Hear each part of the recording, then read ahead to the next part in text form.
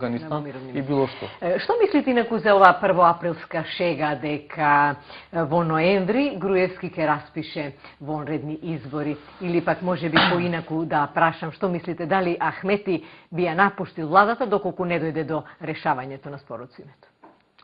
Видете, тоа решавањето на спорот со името е растеглива категорија, се растегна веќе 20 на години, не знам зашто не би се растегнал уште пола година или година дена, секој со различни своји позиции. Од друга страна, токму ради тоа да се стави толку ригидно, али Ахмети не верувам дека ќе ги поставува работи. Ја реков, таму веќе изменета самата клима, самиот амбиент, дури во ДУИ е променета, ДУИ е променета партија, тоа што ја знаеме пред 4-5 години. Така да, реков, владата функционира со строга подалбана сфера на интереси, интересот ја детерминира целта и не сум убеден дека освен нешто друго, ако нешто порадикално се случи, а дали ќе има во ноември или другата пролет или не знам 2012 редовни, тоа е значи чисто прашање кое што само премиерот може да одговори. А што ако не дојде не се постигне договор за името? Што мислите, дали ќе останеме трајно во чекалниците на ЕУ и во НАТО? Во рамките кога што и се случува веќе долго години на Турција? Не, договорот ќе дојде најпрво и пред се барем за НАТО. Прашање кога, дали за оваа година, дали другата, дали после 2 години. Македонија по многу работи демонстрира и се уште демонстрира дека е апсолутно членка на НАТО по тоа што дава како придонес, дава многу повеќе отколку многу НАТО членки. И тоа треба да биде согледано од страна на сојузниците, меѓутоа вака како што функционира НАТО, ние сме соочени со тоа дека мора со консензус да се одлучи, со консензус не може да се одлучи без решавање на ова прашање. Значи мора ние да дадеме вонредни напори за ова прашање да се реши и покрај тоа што возможно ли е НАТО без ЕУ или обратно? Не, тоа се споени процеси. Јас секогаш сум кажал, тоа е еден ист пат. Првата станица е НАТО, втората е Европската Унија, така се покажа за сите држави до сега во Источна Европа. Прашањето мора да се реши, прашањето е исто така големо прашање дали пред избори или после избори, прашањето е исто големо дали референдум ќе има или нема да има, па дали ќе се распише за време на изборите, после изборите. Тие се сите прашања, повеќе е вака за како да кажам, гимнастика политичка и медиумска. Вистинскиот одговор го знае еден човек или една мала група околу премиерот, они ќе си одговорат кога ќе сакаат да идат на избори. Дали вам лично ви пречи ако велат сега малата социјалдемократска унија? Не ми пречи, бидејќи ние сме во фаза на формирање. Значи, меѓутоа формирање врз база, реков, на вистински вредности, бидејќи поинаку ја не би прифатил веќе да учествувам во политичкиот живот. Значи, строго ние се дефиниравме како граѓанска и како демократска партија.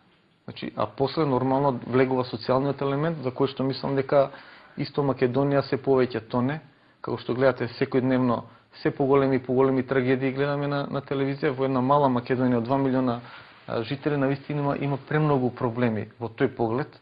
Ние ако сакаме вистински да бидеме европска држава, не можеме да бидеме за 100.000 граѓани, а за 1.900.000 да не бидеме, или нека и поголема процентот на крај.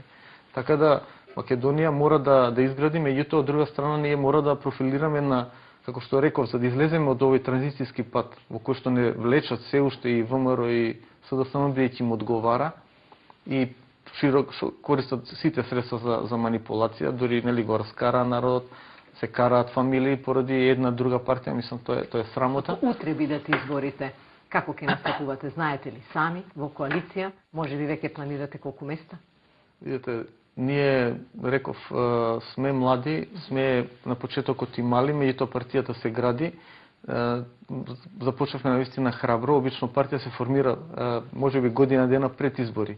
Ние формиравме партија после изборите, значи. После председателските? Не, после парламентарните, да. Што е навистина малце нелогично, меѓутоа така беше следот на настаните. Формиравме храбро, после неколку месеци храбро да настапиме самостојно.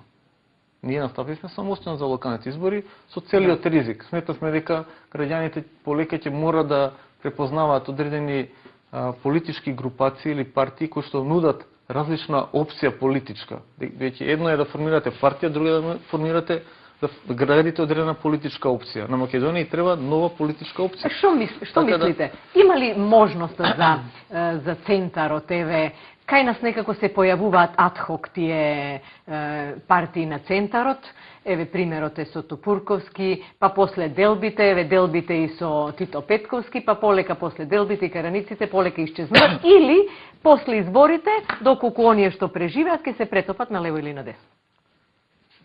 Видете, сега, значи реков, градење на партија, уште повеќе градење на политичка опција е исклучително тежок и долгорочен процес. За жал Македонија е влезена во овој ќорсокак поради двете главни структури. Обично нели се збори третиот пат во Македонија.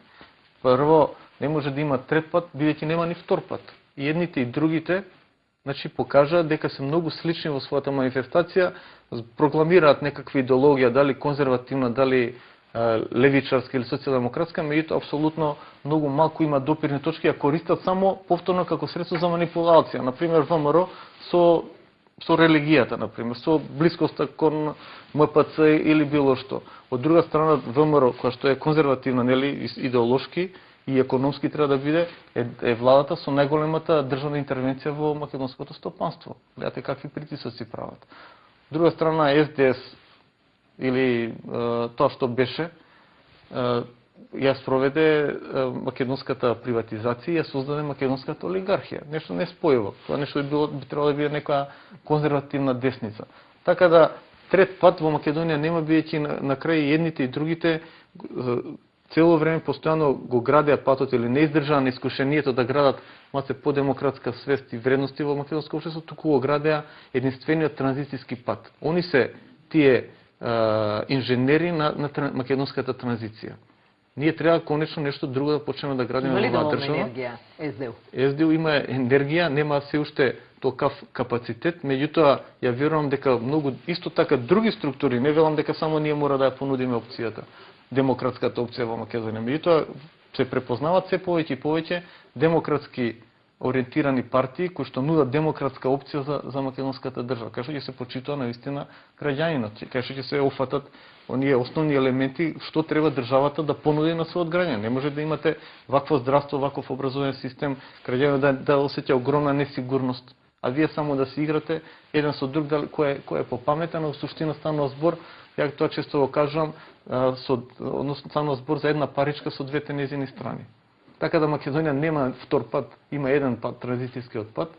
Се надевам дека вториот пат, демократскиот, ќе се изгради што побрзо за добро на државата и се надевам и убеден сум дека ние ќе бидеме сигурно дел од тој демократски пат. Не само ние, туку се надевам многу повеќе граѓани ќе се приклучат кон тој процес. Јас ви благодарам што бевте гости во моето резе. Ајде да му оставиме простори за мојот втор гост. Апсолутно. Благодарам уште.